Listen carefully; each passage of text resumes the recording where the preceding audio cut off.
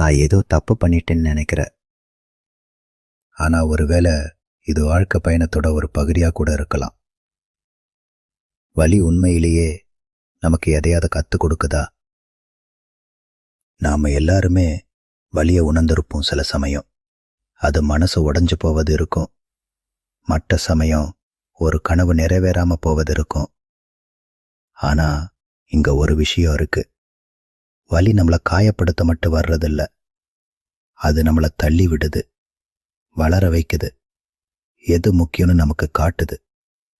தூக்கம் வராம பழைய நினைவுகளை, அசை போட்ட ராத்திரிகளை ஞாபகம் இருக்கா?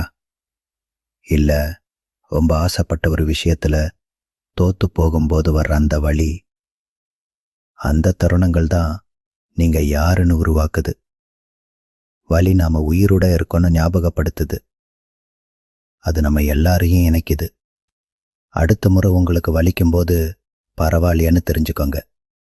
வாழ்க்கையோட வலி நிரந்தரம் இல்ல, அது உங்க கதையோட ஒரு பகுதி தான்.